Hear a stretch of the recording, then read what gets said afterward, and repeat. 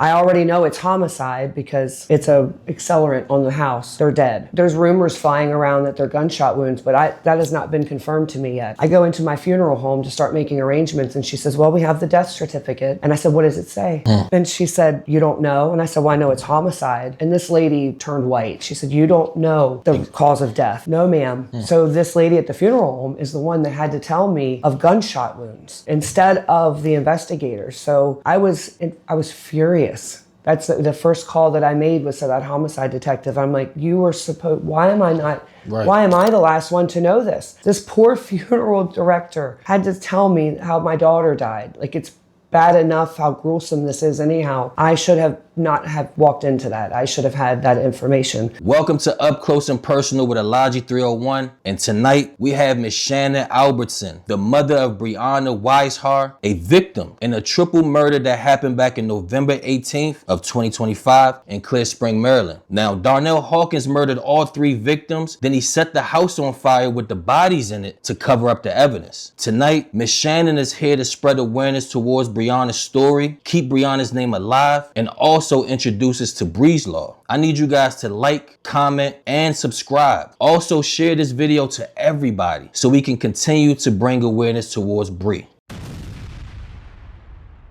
I want to say my condolences to you all and the family. I'm going to try my best to make sure that I bring as much awareness as possible to Brie. I told you I'm here to help. This is like a passion of mine, is to help people as much as I can. The story touched me. I'm glad that we were able to have a conversation and you reached out to me. Thank you for that. Thank you for coming today. Thank you for having us. Yes, thank you very much. We'll start off by everybody introduce yourselves. Who's Brianna to you? I'm Shannon. I'm Brie's mom. Okay. And I'm Jodeci. Brie's my sister. Okay. And I'm Melissa. She's my best friend. I'm Brittany. She was like my niece. Okay. How would you describe Brianna to a person that has never met Brianna before? Well, with Brie, you're going to hear her before you see her. Okay. And, she was never afraid to be herself. And she understood, look, I'm not meant for everybody to like me, but I'm going to be myself. I'm going to be confident in that. And that was one of the biggest things, too, that she pushed for everybody else, too. That was one of the biggest things that she would always encourage is, look, be yourself. Like, that's the easiest way, and that's what's going to make you the most happy. So she was outgoing. Oh, very outgoing, very loud, very proud, just very happy. It's one of those people where it's like you enjoy being around her and hanging out with her because she's so upbeat and that energy just gets so infectious. Like, you can be having a bad day, and then you just run into her out in public, and she's going to make you smile. She's going to make you brighten up, whether it's stupid jokes or her complimenting you, hyping you up, whatnot. Like, everybody's biggest cheerleader. When I get back, I'm going to hit your phone when I touch down. A lot of bad memories. Don't worry about them. It's just like,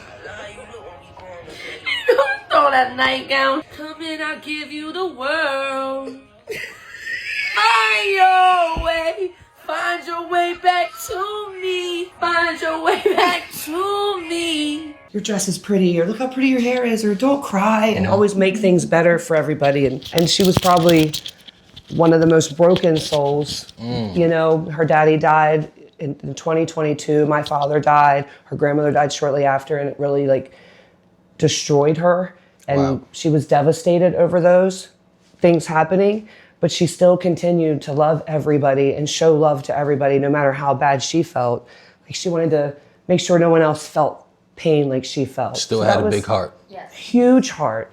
This is a kid that Sometimes too big. Very too big.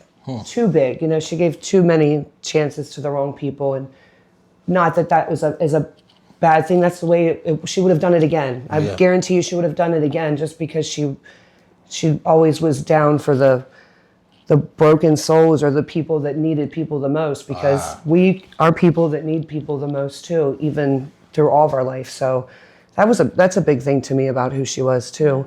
Even that, it's that she just spread love to everybody. Even she had so many best friends. There's so many people that have come to me after this has happened. She was my best friend. She was my best friend. And she made everyone feel that way and felt so loved that they felt so close to her. And that's one of the biggest things that this is destroying everybody, because she meant a lot to so many people just by the way she could make you feel. And even if it was just for a brief moment, you felt happiness and nothing else mattered. She was just full of life. And that was like, to touch on what Shannon said, like we could be having the worst day. Like, you know, I'd be at work or she'd be at work or whatever, you know, we had going on. We'd be texting each other. And then, but as soon as we got home, you know, and I would tell them all the time, again, I heard her before I saw her. Okay. You know, she'd come in the door, she'd be like, whoa, I'm home. Okay. And blah, blah. And, you know, we would, I have kids and my kids love her. She loved them. And we always like used to say that like we were going to have girl dinner. And so we just make like a bunch of random stuff. And, you know, we'd all eat together and laugh. And so like, but, you know, we were having the worst day, like I said. But then as soon as we're together, Everything's better. everything's better. And I think that that's how, like they were saying, you know, like a lot of people felt like that. Like she's just so infectious and so sweet and so caring that, you know, she just made you feel like that. It's like even when I made the video and I think right now might be like 600 comments or something like that. And majority of the comments were, oh, I know her. She was nice. Oh my God, why did this happen? Like it was all good, positive comments. Yes. When it came towards Brianna. Like she was like the main character in the comments. Yes. Like everybody spoke well about her and highly about her. Yes. So that's how I knew like it just made sense to try to bring awareness towards her. Yeah, and you know, like, you know, even though she had her own things going on, As we all do. She would, right, but Yeah. she would help anybody, no matter what. She'd give you the shirt off of her back. Wow. You know, and no matter what. And I mean, she was just so loving and so sweet. I didn't even realize how big the community of people that loved her and that Right. she had touched their lives with just even a mere moment of passing through. You know, seeing her burst in the door crazy, singing, you know, just like if you were having a bad day, not when she was around. Yeah. And even if she was she'd make having it the better. worst day, later on that night when she was in private amongst people, she'd have her day, but she always made sure that she could do what she could do to make everybody feel seen and happy and loved. And Did you ladies talk to her that day, November 18th? Can you remember that, like maybe what happened that day before it got to the point that we're talking about this tragic situation? I think all we did. as she was out, her and Brittany actually had went out. Brittany shot Pool League on Monday night, so they got to go out. And they were at Pool League and stuff that night. We're messaging a little bit back and forth. I bartend as well, so I get off work 3:30, 4 o'clock. And so when I got home around 3:30, I pull up my Facebook Messenger and stuff, and she had sent me a little thing that says, I'm not like other girls. I think it was like 3:55 or something. She says, I'm not like other girls, I'm just like my dad. And then I sent her a green heart, and then at 3:59, she sent me 4 pink hearts back. And that was it. And then, you know, 5:30, 5:15 comes along, my phone starts ringing, and a friend of mine up the street, lives up the street from Brittany and where they were staying. Okay. And she asked me if Brie was there. She says, is Brie at Brittany's house? And I'm like, yeah, we just messaged. Okay. And she said, the house is on fire. And I'm like, what? She goes, I think the house is on fire. I said, are you sure it's Brittany's house? Brie had lost her apartment and just moved in there. She was staying with Brie for a couple weeks, or Brittany for a couple weeks. She had just moved in at the beginning of November. And I'm like, are you sure it's Brittany's house? And she was like, Shannon, I live right here, because I didn't know where she lived. So I started calling Brie. She didn't answer. So I jumped in the vehicle and drove down there. And it was, you know, by that time, even on my route in, I had already found out, you know, reports were going out. The 3 bodies were found. In that short period of time, I live in Falling Waters. In that 15 minutes, they had already found them. But still then, I didn't know that it was her. It was her, yeah. You wasn't sure until I'm somebody seeing her actually location. I know she was there. I kept thinking as she got out of that and she's running, I kept calling. And I did not even have identification for her. I did not have positive identification from her until the next day. Even on the scene the whole day, I couldn't see a body. They wouldn't let me identify her. But now I know why, because now, you know, the whole day on the scene, I'm thinking this is a fire, that they burned in the fire. I don't know if maybe the candle got knocked over or things. You know, as the day progressed, we learned more information. I learned more information off of social media through friends contacting us on the scene that this was happening. And there was CSI, there was the FBI was there, all these different organizations were there on it. So at ATF, so there was a lot of different organizations on the scene, so we knew something was bigger. Something big, right? Police tape, as the day progressed, start going back further and further and further until we couldn't get anywhere near. And as we saw that happening, it kind of clicked. They had the arson dog out there, which we thought was an arson dog. Okay. Very good dog. Was finding shell casings and fire of that sort and gasoline on the doors and stuff like that. So just sitting and watching all this go down, Right. we knew something was more. How many hours did it take for you to finally realize that it was something deeper than just a fire? I had the gut feeling when I showed up, but I didn't want to believe it. It wasn't until noon when the FBI and ATF and started really packing in. So how many hours is that, noon? So the fire. We were there for almost 13 hours. Yeah, because I'm like, on the noon. scene. I got there before 6, and they took me right into the trailer that they had. I guess it was the fire marshal. Okay. And started asking me questions and stuff, and I gave them all the information that I had, and I had to give them pictures of Brie, so they could see if it was her. All of us kind of had somewhat of an idea because yes, it was a 1-story house with a basement. Okay. But yeah, so even though in the beginning we only knew that, we only knew of the fire, kind of the immediate thing that kind of went in all of our heads is how did 3 people get trapped in in a 1 level with the fire, even with us knowing that it was an intentional fire because they did let us know pretty early that they found accelerant and that it was an intentional fire. But even then it's you would run through a little bit of fire, you would jump out of a window. Yeah, you try to find some way. Right. So that was, I think that's what really kind of stuck with all of us from the second of us finding out, even though they didn't tell us. It's something had to happen where they weren't able to get out, because how is it 3 grown-ups and not one got out, not one made a call about the fire. Yeah, just attempting. Or any attempt. Yeah. All of that, we really did. We had an idea from the beginning that there's what we thought was there had to be a high chance that they were dead before the fire started, because how did none of them make a call? How did not one of them get out? There was just way too many. It doesn't make sense to where we knew it was something. And they had different. dogs that had escaped too. Oh, the dogs escaped. They had dogs that escaped. So that was another thing too. Yeah. And So that's we when common sense kind of kicked in too, with how things were going with Harold. And I wanted to ask, who is Harold exactly? Harold is Brie's boyfriend. That's Brie's boy. But Okay. they just started talking and dating in the beginning to middle of August. Yeah. So it was 3 months. Okay. So it was a very new, very fresh person that was ever introduced around. It was all so new. So it was Brianna, Brittany, and Harold. yes. Okay. I spoke to her that day, but during the day, not early hours in the morning. Mm-hmm. The last time I heard from her it was about 9:30, but we were speaking about, she was actually supposed to move back in with me the following week. Wow. So we were talking about that, making a plan for all of that, and then she was telling me about job interviews that she had lined up, and things like that. But Brittany touched on, all of us knowing the little tidbits of things that were going on, because she had mentioned arguing and things like that. So immediately I was okay, this is not good. This is bad. So So how long did it take for you all to for them to finally tell you what exactly happened? Was it because don't know exactly what happened? Yeah, no, because everything that you're telling me is basically what you thought in your brain, what you guys kind of came up with. But when did they finally say hey, we have a person named Darnell, he's involved? How did that even come about?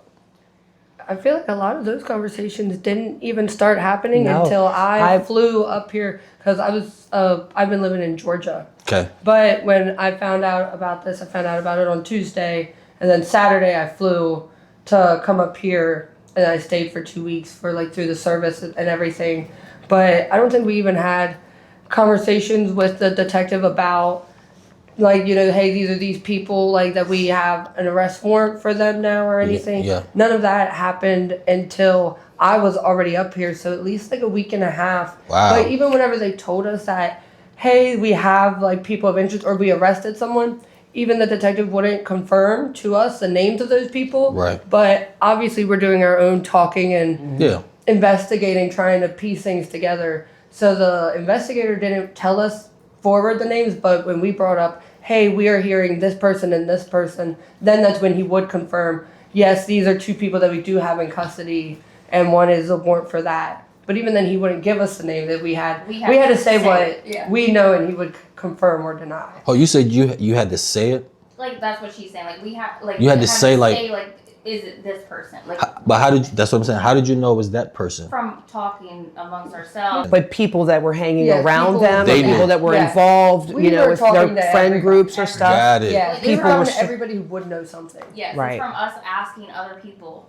like, and then we found out, like, some people were there that night, and then they were talking to other people, and then they were telling us, like, okay, this person was here earlier, they said this, or, it was so much information at once, and people were just immediately talking, and then the information would come back to us. So, I mean, even still now, we still are piecing things together as much as we can, because we don't really know exactly. I mean, we have a lot more information now, but we still don't know exactly what happened. And every time I go to ask them something, it's an open investigation. So there's certain things they don't want to give to me or not give to me. But when it was Tuesday when the fire happened, and Friday is when I had to go to the funeral home to start making arrangements. I already know it's homicide because it's a accelerant on the house. They're dead.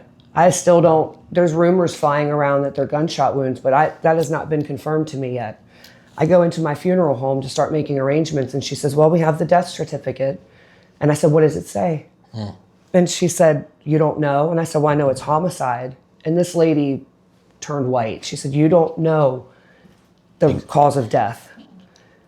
No, ma'am.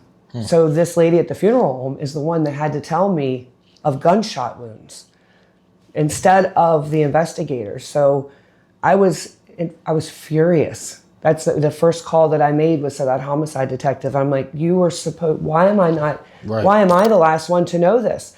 This poor funeral director had to tell me how my daughter died. Like, it's bad enough how gruesome this is anyhow.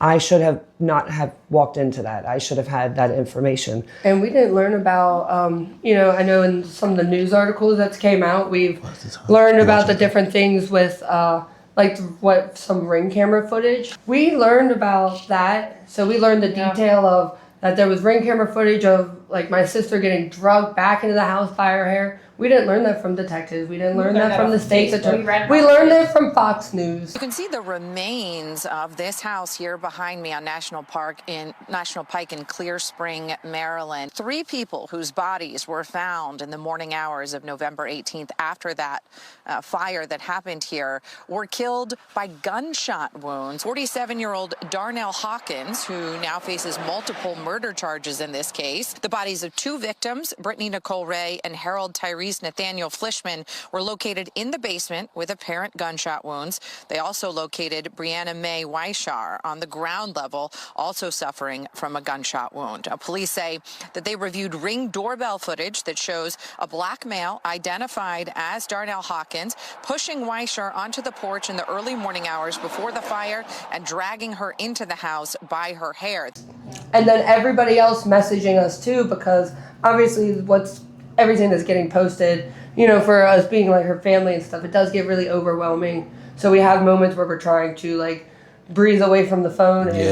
But then once that Fox News came out, it's then everybody messaging us like, oh, we had did you hear? And we're like, what are you, huh? Yeah, and so then we're sitting there and we just open the article and we're like, wow. And just reading, right. So we're learning after everybody else on Facebook and all the public learned. We learned after that by them. Yeah, I was at my mom's house with my kids and decorating her tree, because that's like what we do every year. And all of a sudden, my phone is just going off, like, repeatedly.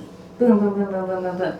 And so I got up to look at it, and just like she said, people were messaging me like, did you see this, or did you know this, or this is what's going on? I'm like, I have no idea. But why would they tell are they supposed to tell the funeral home lady all the information before telling you? What was his response? She got the body released from the so she has to know all for autopsy in Baltimore, the coroner. I think, yeah, I would think that once you release a death certificate to the coroner, that Right. you should have notified family for that. That should definitely be a requirement to releasing bodies, that the family is notified cause of death, because that was not only a shock to me, but this lady too, like to have to tell me that, it was devastating. So do you guys have any type of idea of what happened that night? Like what exactly happened? No, we try to piece as much together as we do. Every time we get a theory, Yeah. like, you know, we'll sit there for hours and just like trying to piece together what we do know and everything. Every time we get a theory, it's guaranteed probably the next day we'll read a different news article or we'll have another conversation with the detective, and it messes up the entire theory. We probably went through at least 10 plus different like ideas of, you know, possibly what happened that night. But then it's like every single time that we think, hey, this is kind of the general idea, a huge fact that comes out is like, oh no, that's nowhere near. Right. And that even just happened again. So honestly, like the only thing we are confident in is that we have no idea what really happened that night. Because even with the theories that you're saying, I've seen a bunch of theories, and all of the theories are saying it was drugs involved, some kind of drug transaction that went bad. So I'm just kind of like... Well, we definitely know that Harold and Hawkins had a beef. With probably multi-levels of beef going on. And I guess the Tony Smith guy had to prove loyalty to whomever. And so that's when I guess he teamed up with Hawkins and had this conspiracy moves on, whoever. I don't even know who this person is either, but they come up with this scheme of stuff to do this. You know, it had to have been, they had the U-Haul, they had the getaway car. And then they brought accelerant, so it was It was planned. premeditated. It was planned on what Yeah. was happening. Yeah. But these are also people, these aren't random people. These are people where they have all hung out together. They've all been in the same home. Yeah. Yes. They've all been in the same home hanging out together on multiple different occasions, except for the Maurice Mouzon. I know he's the most recent one released. So it was a trust thing. So basically everybody trusted, Brie trusted all of them. What we've heard too is like that Harold and Darnell, they've known each other. Well, I suppose it was Harold and Tone. That was the one who was the most like hang out with them and everything. Okay. They've been friends for over 10 years. Okay. So these are people that, you know, Harold considered their friends, well, his friends. So then once him and Brie started their dating, then these people came around, and then that's when Brie got introduced to them. But they would hang out. They would. Yeah, hang out. Yeah. So. And so was Darnell the only person with a criminal record? Because he went to jail in 97, or got convicted in 97. Yeah, did almost 30 years. Got released October 4th, right? Was October it 4th? No, October 2nd. Sorry, October 2nd, and then November 18th he commits a triple murder. Right. Yeah. So all of them have extensive criminal background. Yes. So who else has an extensive criminal background? Well, Maurice. yeah, so Maurice was the most recently released, and he had some prior arrests from 2002, where he got arrested and was getting charged with attempted first degree, attempted second degree murder, first degree and second degree assault, possession of a weapon, but the odd thing though is with that one, that never ended up making it to actually getting a conviction. And from the research that we've obviously been doing and looking into it, my best guess with why none of that went is because Maryland has something called Hicks Law, which is Maryland's way of supporting, you know, our constitutional right to a speedy trial, where it gives a timeline from whenever this is first introduced to a 180-day window where it has to start trial, where you can't just keep being postponed without probable cause, without a good cause. And when I was looking through how the docket was for that case with, you know, the attempted murders and everything, speedy, it said how it got delayed, and it said, but it got delayed without waiving the Hicks Law. And then whenever you look at the timeline, then all it says is case closed. Speedy. But then you see no convictions, no nothing. But it's required by the Hicks Law that if it doesn't meet within this timeline, it has to be dismissed with prejudice, because you're not allowing those rights. So that's why there was no conviction or anything stemming from that, and that happened back in 2002. But why he did go to jail is that it was in 2007. It was because of distribution of narcotics and stuff. It was that, and also possession with a weapon. But he was already labeled in the system as a violent repeat offender. So when he got convicted in 2007, it was supposed to be for 248 months with 3 years of supervised parole afterwards. And he was let out on the 14th of November. Wow. 4 days before. Of 2025. Yeah. He was 4 only out of days. jail for So then we have 4 days. October 2nd and November 14th. Yeah. So what did I'm Harold? not sure about Antonio when he got out. He was supposed to be on probation or parole as well too. He But did he's 10 also years. he's also a violent repeat offender, correct? did- He said did he 10 did years for sexual assault, for rape. He did 10. He served 10 years, and he should still be on probation for it. And there's also, with all of them, there are other arrests, but you find these arrests for these real big things, but then there's no convictions. Yeah, that's what we were finding when we're looking into all of them. Mm-hmm. Like she said, I mean, we saw a lot of things that they got arrested for and charged with, but no final product of that. So how are you being charged with all of these serious things and then it just goes away? Why do you think that? I think they're informants. And that's what I think too. And I Why think aren't the that was part mugshots of- being shown? Right. We've requested mugshots for these guys to be shown. We've denied it. She's did the Freedom of Information Act and presented and sent an email, and they denied her request for that, for the mugshots. I only know what Antonio Smith looks like because I've seen him in person. I've seen him. He helped me put a battery in Brie's car 2 months before this. So I know what he looks like. I know what Harold, the guy that died in the fire, looks like. I've seen these people, but the other guys I don't. And even We have no idea what they look like. we have No people idea. researching on Facebook back to trying to find family members that are posting pictures, maybe possibly just to try to I went through see like what these 6 people look different like. accounts with people with the last name was on. And you can't find Just it. trying to see if we can just figure out what they look like. Like that might not even be their real names. Well, no, that's their real name. That's their But real the name. hard thing though is whenever you're involved in the stuff that you are, everybody has street names. Like Harold was called B-Hop.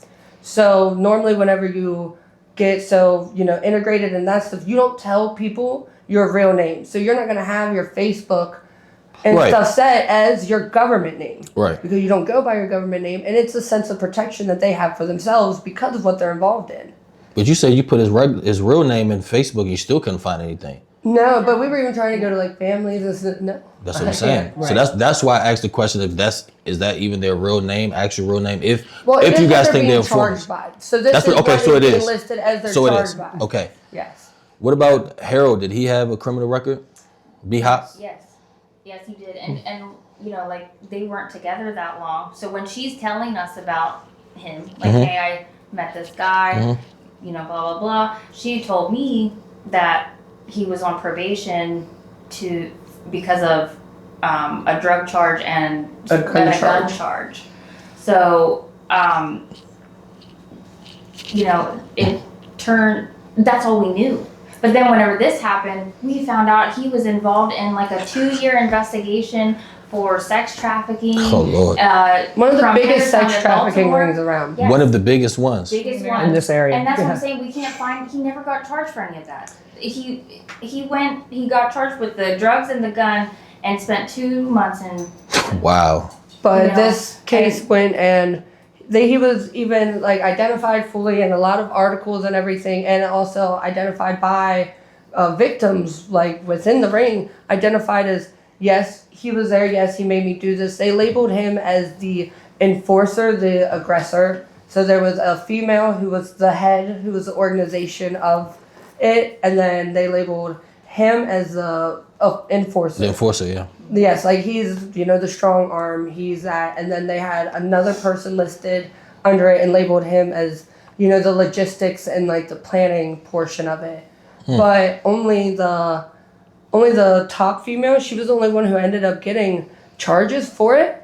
But the charges went still mostly towards drugs and money, and everything with sex trafficking got knocked down to a misdemeanor. With all the charges she got convicted for, with this whole sex trafficking ring, it was apparently over 100 and something counts Wow. on this, but her actual conviction states the most amount of time is for drugs and stuff. That's the only felony, and then she got 2 misdemeanors for accepting while receiving like funds from a prostitute. Wow. And a conspiracy to sex traffic. And that's her charge. But they got knocked down to 2 misdemeanors. But even though it's how many informants, and then She got 40 years with didn't. 25 knocked off. Wow. Yes, with 25 dismissed. So she got 15 years.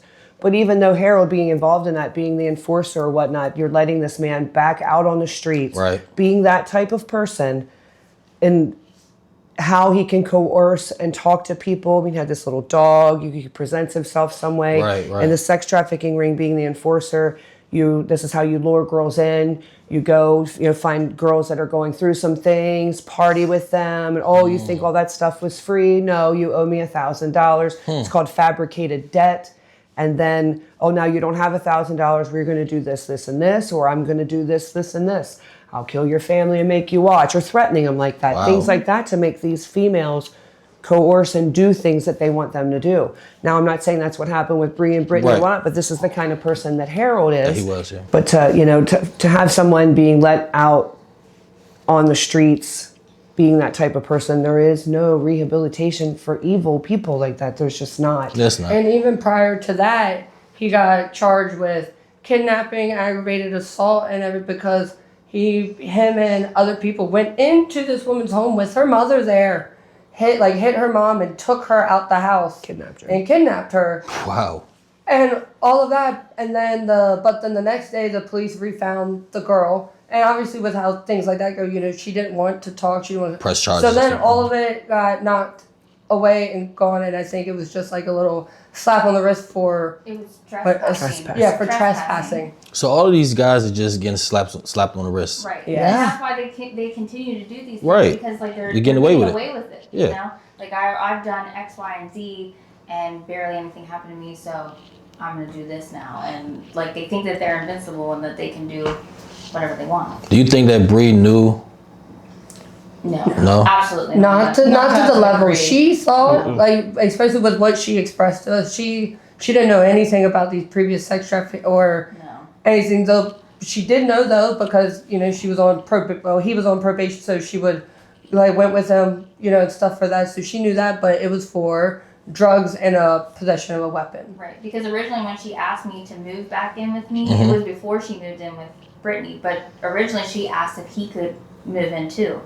Oh, he can move in too. Correct. Oh, okay. And I said no. Okay, good. Because I didn't feel comfortable. Yep. I don't know this man. I have children, especially a teenage daughter. I didn't feel comfortable. Something just felt off. And I did meet him once. And I Didn't like his didn't energy. get like a good vibe from him. And I was just like, I don't feel comfortable with that. So then she said, like, okay, well, we're gonna go stay with Brittany for a little while until like maybe he could figure. So she didn't want to something out. separate from him. Because No.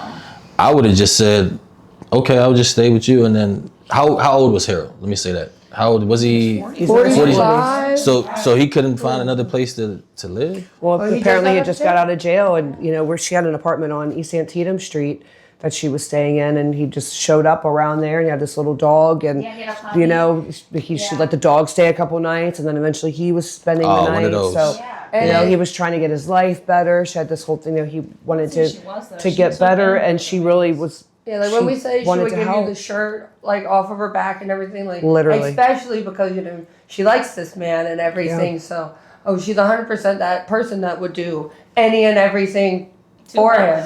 Like letting him use her car and everything. Look, she was his support, but in her head, she didn't see some of those things as red flags. She saw it more as He needs me. I get to help people. Like Yeah, I he can needs me. help make this man, right? Like Yeah. on his path of doing better, like he's changing everything, and I'm gonna support that. I'm here to help. She was really a good person. She really really was. was. Yeah, it's like I'm gonna take care of Wow. this man. I'm gonna do what I can to help him, thinking that she's gonna get that in return.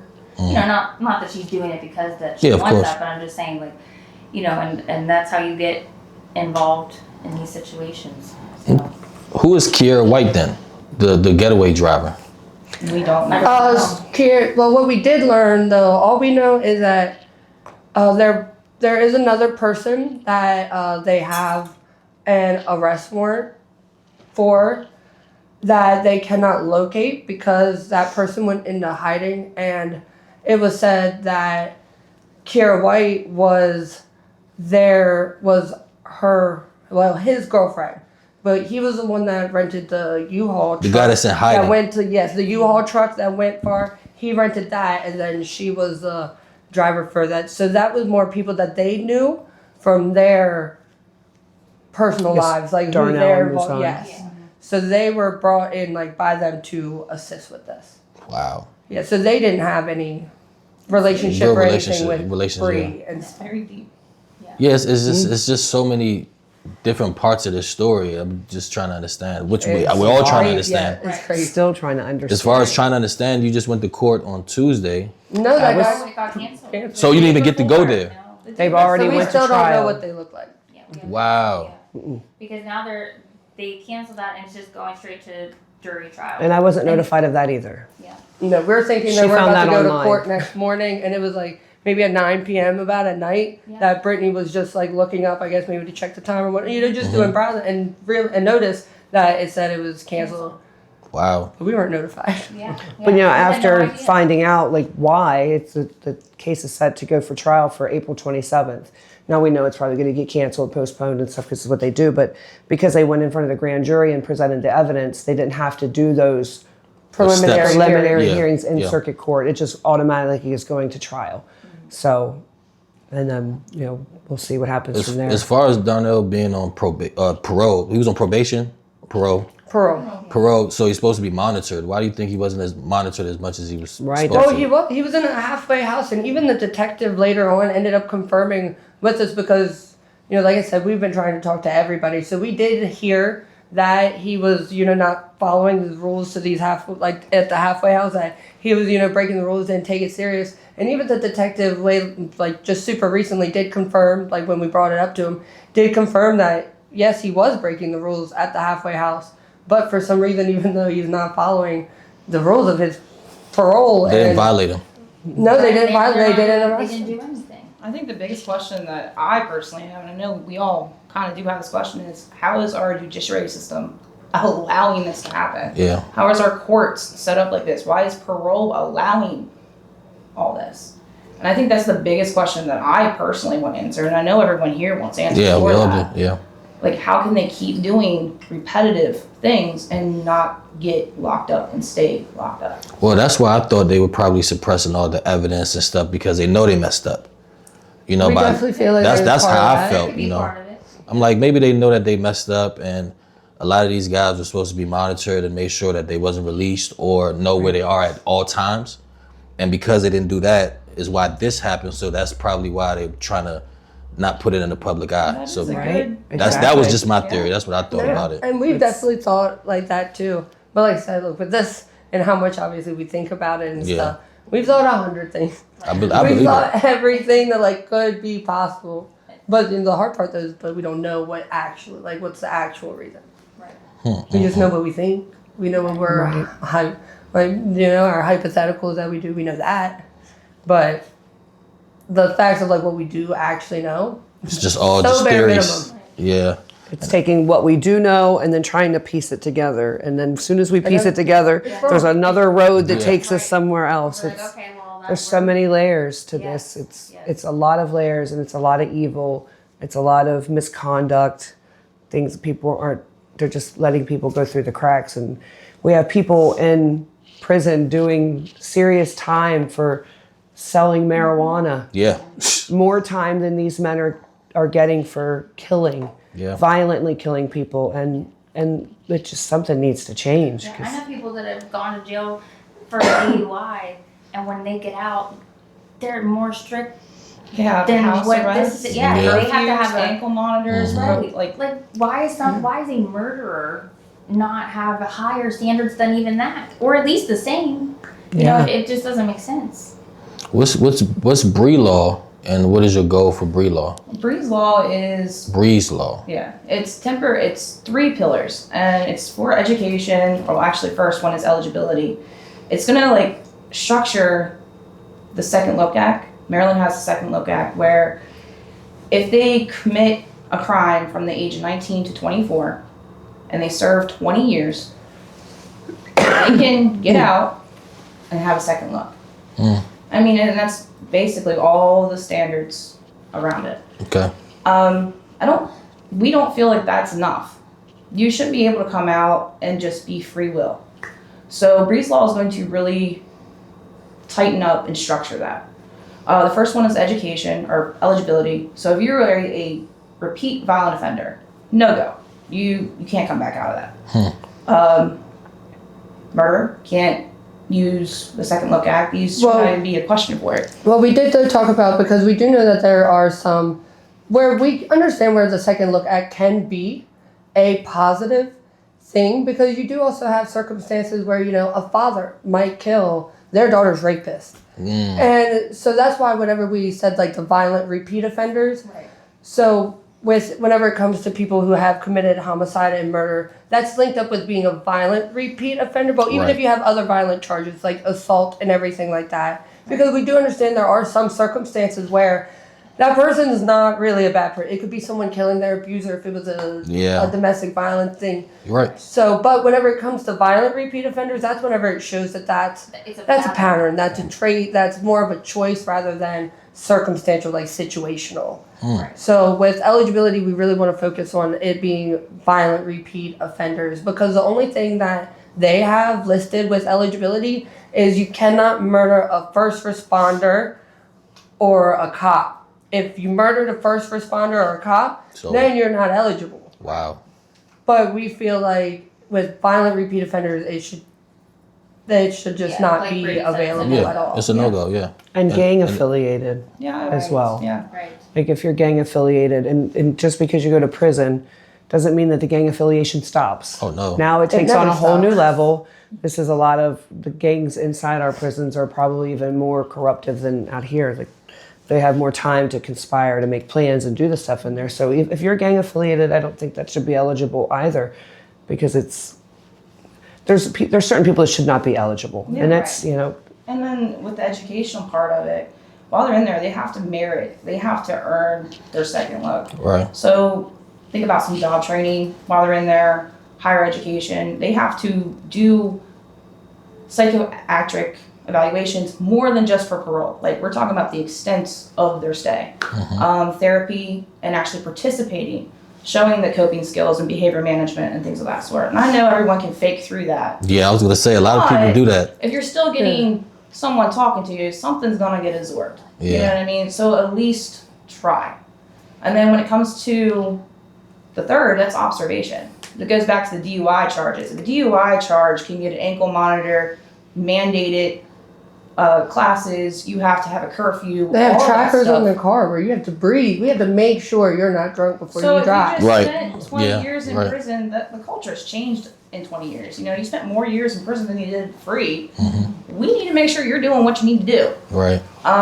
So monitoring is a really big key to this. They should have to, the parole officers should know where they are at. At all where they're up times, to. yeah. And we know that the Second Look Act doesn't apply to none of the people that did this to Brie. They aren't involved with the Second Look Act, but this though just really highlighted though, okay, you know, they did get out on how we discussed with the parole, with like the not following the rules for the halfway house, or if there's a parole violation, which we know for a few of them there have been.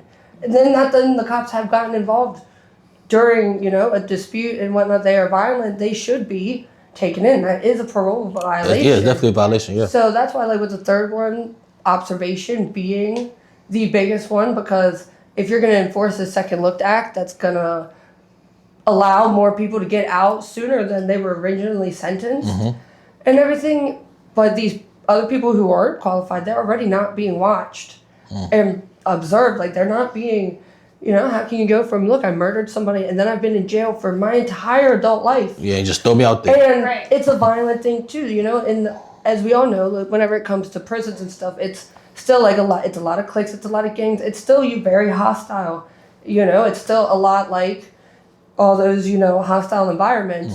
So you've never ever participated in like the part of society where we do. Yeah. That's really what it is. It's marrying safe and successful reintegration with the safety of our communities. And there has to be a balance.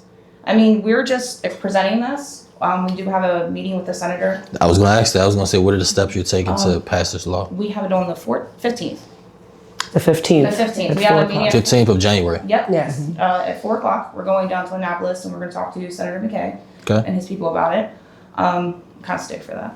But yeah, we're really going to just push the fact that we can have both. We can have a successful reintegration back in society and still have a safe community. Correct. That's really what it's all about. Wow. That's amazing. And also too, but like America already is well known as having the lowest rate of rehabilitation through jail. Yeah. I think when I was doing some research, it was about 76% of people released will get reincarcerated within 5 years. Yes. Out of everywhere, we have one of the lowest rates of rehabilitation. So if we're already fighting that battle just as a whole through all of America, then whenever you introduce something like Second Look Acts, which I know Maryland just initiated that on October 1st, but there are still so many other states over these past few years that have been starting same exact type thing for other states. But a lot of that can just come from maybe they're trying to get more people out, but you have to be practical and realize though you can't just release them and think it's okay. Of course not. Like even think of it just as simple as that's just how no brain works or anything. Like there needs to be monitored. It needs to be a slower reintegration. Yeah. And we're not saying they have to be monitored forever, but there needs to be a big period to where you can really judge and watch. Are they rehabilitating? Are they taking it seriously? Right. And if more of that observation happens, that also will help out our personal law enforcement of recognizing potential risks before they happen. Wow. Because then if you are monitoring, you are watching, you're noticing, wow, they're going back around to the same addresses that they were previously associated with. They're going back there. Then you can understand, okay, that person's more of a high risk release. Like Darnell. Exactly. Yes. So, but if you have that supervision, you take it serious, it can help in just so many different aspects. It can lower the rate of reincarceration, and it can also give our local law enforcement just a heads up, a start. Like if you didn't think about it too, Maryland there's a small sliver where Clear Spring was, where fire happened. You can be in 3 different states in 20 minutes. Yes, you can. So with that being said, it's not even just Maryland who has to look at the Maryland Second Outlook. It's the Pennsylvania, West Virginia, maybe even Delaware. Yeah, and also all these other states that are initiating these. This is becoming like a big movement where a lot of other states are also starting these Second Look Acts within their own personal state. And, so maybe even if we can get some recognition and maybe get this one restructured, there's a chance that it can grow to other states too, to where it's like, hey, I know we did this, but we're kind of seeing there's more risks in it than we really planned, accepted or planned for when we did this. Right. And maybe it can even help initiate other places to really look at how they're applying their Second Look Acts. Yeah, because this law can prevent this same situation from happening to somebody else. That's the plan. Right.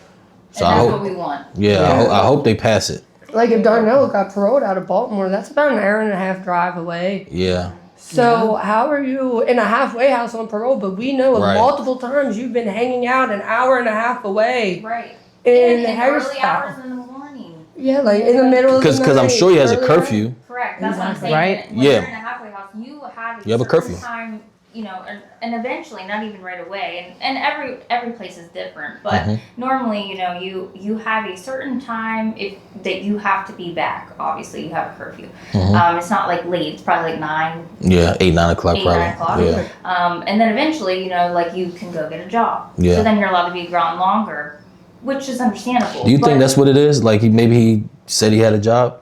And that's probably why he was just out. But you have to prove that. You have to prove that too. Yeah, you have to prove that. Yeah. All of that stuff has to be submitted to whoever's running. But again, these people obviously aren't doing their job. And the detective did identify that he has been breaking the halfway house rules. Yeah. So we know that it's not that he got the halfway house to be lenient. Right. It was he was not following those rules. Right. And then there really wasn't repercussions. They didn't care. They didn't care. They didn't care about it.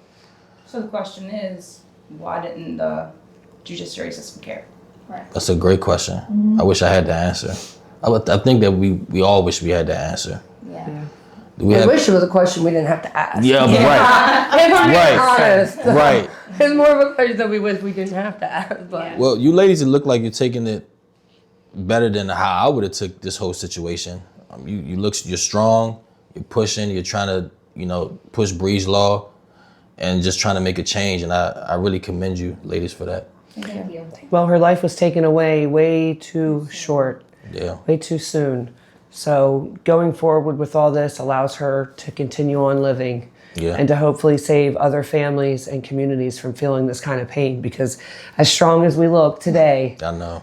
Well, I don't we're know. very well groomed to shut things off and be what we have to be to make sure that this follows through and change is made and that her name continues on and her voice is going to be heard for many, many years. Yes. So We'll make sure of that. yes, sir. Thank you. Anything else? Any last minute comments? Just wanna say Something love we'll you, put Brie. in? Yeah. Yes, Love you, we Brie. love you. Love you, Brie. That's right. Thank you so much for having us. No and problem. doing Thank you this for with coming us. to the Up Close and Personal with Elijah. Thank you. Thank you.